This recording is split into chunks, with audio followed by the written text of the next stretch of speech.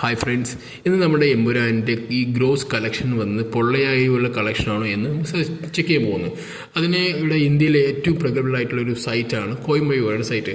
ആ കോയ്മൊയ് സൈറ്റ് നിങ്ങൾക്ക് അറിയുമായിരിക്കും. കോയ്മൊയ് സൈറ്റിൻ്റെ മെയിൻ ഉദ്ദേശം പറയുന്നത് കോളിവുഡ്, ബോളിവുഡ്, ഹോളിവുഡ്, ദക്ഷിണേന്ത്യൻ സിനിമകൾ, വെബ് സീരീസ് എന്നിവയുടെ സമഗ്രമായ കവറേജ് വാഗ്ദാനം ചെയ്യുന്ന ഒരു പ്രമുഖ ഇന്ത്യൻ വിനോദ പോർട്ടലാണ് കോയ്മൊയ്. ഏറ്റവും പുതിയ വാർത്തകൾ, സെലിബ്രിറ്റി ഗോസിപ്പുകൾ, സിനിമ അവലോകനം, ബോക്സ് ഓഫീസ് റിപ്പോർട്ടുകൾ, എക്സ്ക്ലൂസീവ് അഭിമുഖം എന്നിവയിൽ ഇതിൽ ഉൾപ്പെടുന്നു.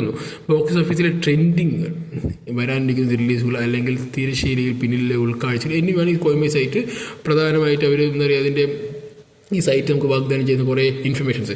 അപ്പോൾ അവരൊരു അനലിറ്റിക്സ് നടത്തിയിട്ടുണ്ട് ഈ നമ്മുടെ എമ്പുരാനെ കുറിച്ചിട്ടുള്ള. ഇപ്പോൾ പൊള്ളയെ നടക്കുന്ന കുറേ എന്താ പറയുക ഗ്രോസ് കളക്ഷൻസ് പറഞ്ഞ് കുറേ പൊള്ളയ കാഴ്ചകൾ നടക്കുന്നുണ്ട്. അപ്പോൾ അതൊക്കെ തന്നെ അവർ അനലിറ്റിക്സ് ചെയ്തിരിക്കുന്നത് രണ്ട് മൂവിയായിട്ടാണ്. ഒന്ന് മഞ്ഞുമൽ ബോയ്സും പിന്നെ ഒന്ന് എമ്പുരാനായിട്ട്. അപ്പോൾ എമ്പുരാൻ്റെയും മഞ്ഞുമൽ ബോയ്സിൻ്റെയും കണക്കുകളാണ് അവർ നിരത്തിയിട്ടാണ് പറയുന്നത്. ഈ പറയുന്ന എമ്പുരാനിലെ പൊള്ളയായ ഒരു കണക്കാണ് എന്ന് വെച്ചാൽ ഈ കളക്ട് ചെയ്ത് മൂവിയുടെ ഇത്രയും കാശ് കളക്ട് ചെയ്ത് പറയുന്നത് വെറും പൊള്ളയ ഒരു കളക്ഷനാണ്, ഇതിൽ തള്ളി മറിക്കലാണെന്നുള്ളതാണ് അവർ പറഞ്ഞു വരുന്നത്.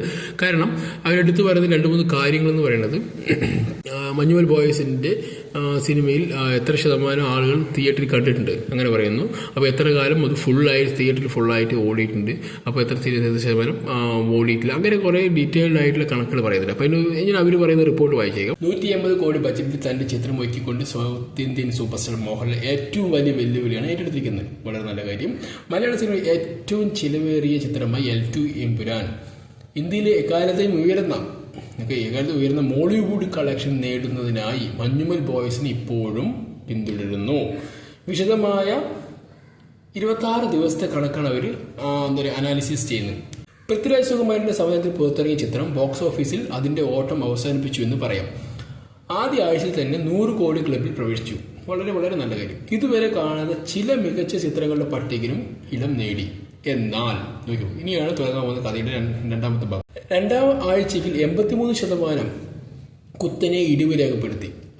അത് സത്യമാണ്, വളരെ സത്യമാണ്. കാരണം ആ സിനിമ ഒരാഴ്ച കഴിയുമ്പോഴത്തേനും അതിൻ്റെ ആ ഓളം കഴിഞ്ഞു രേഖപ്പെടുത്തി.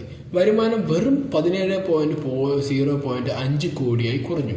ഓക്കെ, ഒരാഴ്ച കൊണ്ട് 100 കോടി നേടിയത്, പിന്നെ അതിൻ്റെ രണ്ടാമത്തെ ആഴ്ചയപ്പോൾ കുത്തനെ കുറഞ്ഞ് 17 കോടിയായി. ആക്ഷൻ ത്രില്ലർ മുതൽ താഴേക്ക് പോകുന്ന പ്രവണതയാണ് കാണുന്നത്. അവർ പറയുന്നത് താഴേക്ക് തന്നെ പോയിക്കൊണ്ടിരിക്കുന്നത്. പിന്നെ 26-ാം ദിവസം L2 എമ്പുരാൻ ബോക്സ് ഓഫീസിൽ 14 ലക്ഷം മാത്രമേ നേടിയുള്ളൂ. കഴിഞ്ഞ വെള്ളിയാഴ്ച നേടിയ 33 ലക്ഷവും താരതമ്യപ്പെടുത്തുമ്പോൾ കഴിഞ്ഞ വെള്ളിയാഴ്ച നേടിയിട്ടുള്ള 31 ലക്ഷവുമായി താരതമ്യപ്പെടുത്തുമ്പോൾ ഇപ്പോഴത്തെ 26-ാമത്തെ ദിവസം എന്ന് പറയുന്ന ദിവസത്തിൽ താരതമ്യപ്പെടുത്തുമ്പോൾ തന്നെ 55% ഇടിവ് നേരിട്ടു എന്നാണ് പറയുന്നത്. ഓക്കെ, കഴിഞ്ഞ വെള്ളിയാഴ്ചത്തെ കണക്കാണ് 31 ലക്ഷം നേടി പറയുന്നത്. പക്ഷേ അതിന് ഇപ്പോൾ 26-ാമത്തെ ദിവസം നോക്കുകയാണെങ്കിൽ എന്താ പറയുക, 26-ാമത്തെ ദിവസം എന്ന് പറയുമ്പോൾ ഇപ്പോൾ 22 26-ാമത്തെ ദിവസം എന്ന് പറയുന്നത്. ഓക്കെ, അപ്പോൾ 22 ഇന്നത്തെ 24 എന്തോ ആണ്, 25. അപ്പോൾ ഏപ്രിൽ 22-ാമത്തെ ദിവസം നോക്കുകയാണെങ്കിൽ ഇതിന് സംഭവിച്ചിരിക്കുന്ന സംഭവം എന്താണ്, 31 ലക്ഷം കിട്ടിയിട്ടുള്ള കഴിഞ്ഞ വെള്ളിയാഴ്ചത്തെ കണക്ക് കമ്പയർ ചെയ്യുമ്പോൾ അതിൽ ആ 31 ലക്ഷത്തിൽ 55% ഇടിവ് രേഖപ്പെടുത്തുന്ന പറയുന്നത് മൊത്തത്തിൽ. അപ്പോൾ മൊത്തത്തിൽ ബോക്സ് ഓഫീസ് കളക്ഷൻ എല്ലാ ഭാഷയിലും കൂടി നോക്കുകയാണെങ്കിലും എമ്പുരാന് 106.3 കോടി രൂപയാണ് കിട്ടിയിരിക്കുന്നത്. അതിൽ മൊത്തം വരുമാനം നടന്നിരിക്കുന്നത് 124.07 കോടിയായി ഉയർന്നു. അത്രേ ഉള്ളൂ മൊത്തം വരുമാനം. ഇപ്പോൾ അതിൻ്റെ ഫുൾ കണക്ക് ഏപ്രിൽ 22 എന്ന് പറഞ്ഞ കണക്കെടുക്കുകയാണെങ്കിൽ 124.07 കോടി രൂപയാണ് അവർ കിട്ടിയിരിക്കുന്നത്. പിന്നെ മഞ്ഞുമൽ ബോയ്സ് നോക്കുകയാണെങ്കിൽ, ഇനി മഞ്ഞുമൽ ബോയ്സിലേക്ക് ഇനിയും അവരിനെ കടത്തി വെട്ടണമെങ്കിൽ ഇനിയും 4.23 23 കോടി ഇനിയും ആവശ്യമുണ്ട്. എന്നാമത്തെ മഞ്ഞുമൽ ബോയ്സിനെ കടത്തി വെട്ടാൻ കഴിയത്തുള്ളൂ. മോഹൻലാലിൻ്റെയും പൃഥ്വിരാജ് സുകുമാരൻ്റെയും ചിത്രം ഇപ്പോൾ ലോകമെമ്പാടും എക്കാലത്തെയും ഉയർന്ന മലയാള കളക്ഷൻ നേടിയ ചിത്രമാണ്. എന്നാൽ 142 കോടി എന്ന കളക്ഷൻ നേടിയ മഞ്ഞുമൽ ബോയ്സ് ഇപ്പോഴും എക്കാലത്ത് ഏറ്റവും ഉയർന്ന കളക്ഷൻ നേടിയ മോളിവുഡ് ചിത്രമാണ്. ഓക്കെ, എന്ന് വെച്ചാൽ മോഹൻലാലിൻ്റെയും പൃഥ്വിരാജ് സുകുമാരൻ്റെയും സിനിമ ഇപ്പോഴും മഞ്ഞുമൽ ബോയ്സിൻ്റെ താഴെയാണ്. മഞ്ഞുമൽ ബോയ്സിനെ ഇപ്പോഴും അവർക്ക് കടത്തി വെട്ടാൻ കഴിഞ്ഞിട്ടില്ലെന്ന് പറയുന്നത്. 26-ാമത്തെ ദിവസത്തിനുള്ളിൽ മഞ്ഞുമൽ ബോയ്സ് 128.30 എന്ന് അത്രയും കോടി നേടിയിട്ടുണ്ടായിരുന്നു. പക്ഷെ അതേ സമയത്ത് 106.3 കോടി എമ്പുരാൻ നേടിയിട്ടുള്ളൂ. ഓക്കെ, അതാണ് അതിൻ്റെ നല്ല വ്യത്യാസം പറയുന്നത്. ബോക്സ് ഓഫീസ് സ്ഥിരത നിലനിർത്തിയതിനാൽ തിയേറ്ററുകളിൽ 7 വാരാന്ത്യങ്ങളിൽ മികച്ച പ്രകടനം കാഴ്ചവെച്ചു എന്നാണ് പറയുന്നത് മഞ്ഞുമൽ ബോയ്സ്. മറുവശത്ത് എമ്പുരാൻ ഓരോ ആഴ്ച കഴിയുന്നതും മന്ദഗതിയിലായി. ഇപ്പോൾ അതിൻ്റെ തിയേറ്റർ റൺ അവസാനിപ്പിക്കാൻ പോകുന്നു. സത്യമാണ്. ഇപ്പോൾ അവസാനിപ്പിച്ച് മാക്സിമം ഇപ്പോൾ 1% തിയേറ്ററിൽ ഓടുന്നുള്ളൂ. അതും ആളൊന്നുമില്ല.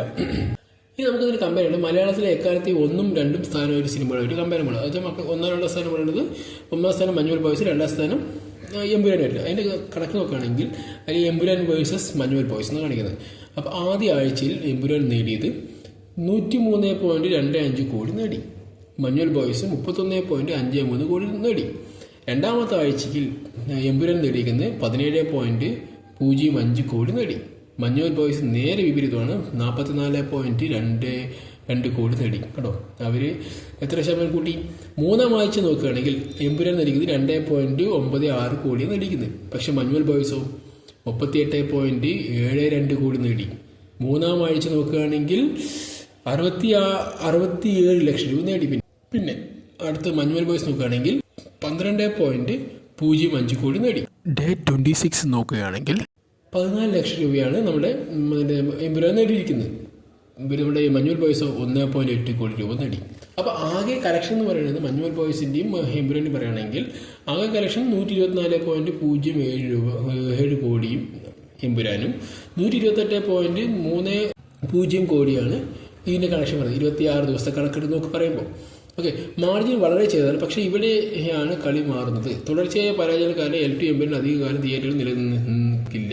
ഓക്കെ, അപ്പോൾ പറയുന്നത് നമുക്ക് ഓക്കെ പറയാൻ പറ്റും. കാരണം ഈ സിനിമയുടെ മഞ്ഞുമൽ ബോയ്സ് എന്ന് പറയുന്ന സിനിമ കേരളത്തിൽ മാത്രമല്ല തമിഴ്നാട്ടിൽ വളരെയധികം എന്താ പറയുക പോപ്പുലറായിട്ട് ഓടിയ സിനിമയാണ്. കാരണം അവിടെ ഇവിടെ ഒരുപക്ഷെ എന്താ പറയുക കേരളത്തിൽ ഓടിയതിനേക്കാളും കുറച്ചുകൂടി അവിടെ ഓടിയെന്ന് പറയാൻ പറ്റും. കേരളത്തിൽ ഓടിയെന്ന് പറയുമ്പോൾ കേരളത്തിൽ തിയേറ്ററുകളുടെ എണ്ണമല്ല മഞ്ഞുമൽ ബോയ്സിന് തമിഴ്നാട്ടിൽ കിട്ടിയ എണ്ണം.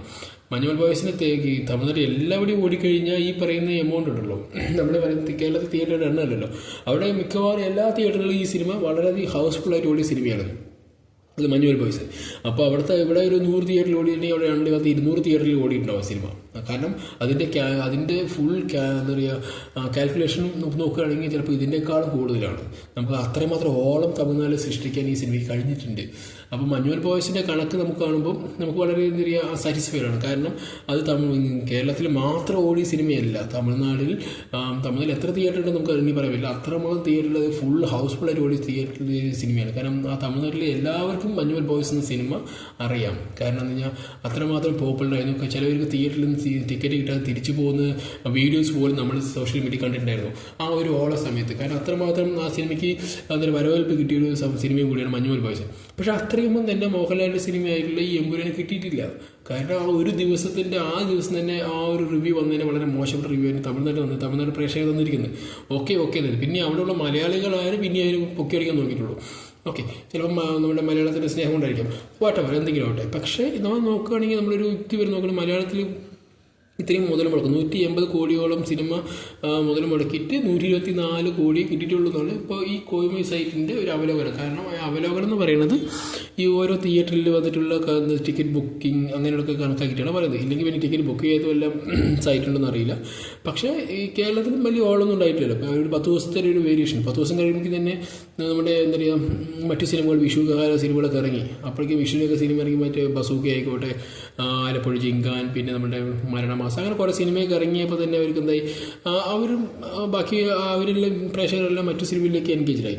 ഓക്കെ, അപ്പോൾ എങ്ങനെയാണ് ഈ ഇത്രയും 325 കോടി 350 കോടിയൊക്കെ നേടി പറയുന്നത് എമ്പുരാൻ? അത് യുക്തിപരമായി ചിന്തിക്കുമ്പോൾ അത് പൊള്ളയായ കണക്ക് തന്നെ. ചിലപ്പോൾ ഇവർക്ക് ഇത്രയും വലിയ സിനിമ ഇറങ്ങി അതുകൊണ്ട് ഇനി സിനിമേൻ്റെ എന്താ ബഡ്ജറ്റിനേക്കാളും കൂടുതലൊന്നും കിട്ടിയെന്ന് കാണിക്കാനുള്ള പരിപാടിയാണെങ്കിൽ അത് അവർക്ക് ചെയ്യാം. പക്ഷേ നമുക്ക് നോക്കി അറിയാൻ പറ്റുമല്ലോ. ഇപ്പോൾ തമിഴ്നാട്ടിൽ പോലും അത്ര മറ്റെവിടെയും ഇത്രയും എന്താ പറയുക എങ്ങനെ അറിയാം പുള്ളിങ് ആയിട്ട്, അതായത് ഹൗസ് പുള്ളിങ് ആയിട്ട് സിനിമ ഓടിയായിട്ട് നമുക്കറിയില്ല. കാരണം അതിൻ്റെ കൂടെ ഒരു കോൺട്രവേഴ്സി വന്നു. പിന്നെ കോൺട്രവേഴ്സിക്ക് ചെറിയൊരു ഭാഗത്തിൽ പിന്നെ ആ സമയത്ത് ചെറിയൊരു ഹൈപ്പ് ഉണ്ടായിരുന്നില്ലാതെ വേറൊന്നും ഉണ്ടായിട്ടില്ല. പിന്നെ അത്ര ഈ പറയുന്ന തരത്തിലുള്ളൊരു ഓളം ഈ മറ്റ്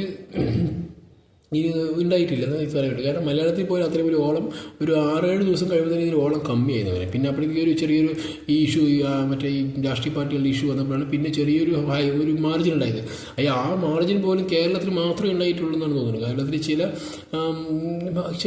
കേരളത്തിൽ എല്ലാവിടെയും ആ മാർജിൻ ഉണ്ടായെന്ന് അറിയില്ല. കാരണം പക്ഷെ അന്നിരുന്നാലും 200 കോടിൻ്റെ അപ്പുറം ചിലപ്പോൾ 150 കോടി വരെയൊക്കെ എത്തിയുള്ള വകുപ്പ് ഉണ്ടായിരുന്നു. കാര്യം ഒരാഴ്ച കഴിഞ്ഞ് ഈ സിനിമ താഴേക്ക് ഇറങ്ങിയാണ് 17 കോടിയായിട്ട് കുറഞ്ഞിട്ടുണ്ടെങ്കിൽ പിന്നെ എങ്ങനെയാണ് ഇവർ പിന്നെ 2-3 ആഴ്ച കൊണ്ട് ഇവർ 200 കോടി 300 കോടി പിന്നെ 25 കോടി 325 കോടിയൊക്കെ ആയത് പറയുന്നതിൽ എങ്ങനെയാണെന്നറിയില്ല. ഓക്കെ, അപ്പോൾ അത് എങ്ങനെ എടുത്താലും അത്രയും കോടി വരെയുള്ള ചാൻസ് ഒന്നും ഇല്ല. കാരണം അത്രയും ഒരു ഓളം സൃഷ്ടിക്കാൻ മഞ്ഞുമൽ ബോയ്സിനെ പോലെ ഓളം സൃഷ്ടിക്കാൻ ഈ സിനിമ കഴിഞ്ഞിട്ടില്ല. ഇത് മറ്റു സംസ്ഥാനങ്ങളിൽ കഴിഞ്ഞിട്ടില്ലെന്നാണ് പറയുന്നത്. കാരണം എല്ലാവർക്കും മഞ്ഞുമൽ ബോയ്സ് എന്ന സിനിമ എന്താണെന്ന് അറിയാൻ പറ്റും. ഓക്കെ, അപ്പോൾ അങ്ങനെയാകുമ്പോൾ ഇത് പൊള്ളയ കണക്ക് തന്നെയാണെന്നാണ് കോയ് ബോയ്സ് ആയിട്ടും ഇല്ലെങ്കിൽ നമ്മൾക്ക് തന്നെ ചിന്തിച്ചത് മനസ്സിലാക്കാൻ പറ്റുന്നത്. ഓക്കെ, ഇവർ ആൻ്റണി പെരുമ്പാവൂരോ ഇല്ലെങ്കിൽ മറ്റു ആരിലൊക്കെ പൊള്ളയെ തള്ളിക്കൂടി കണക്കായിരിക്കും.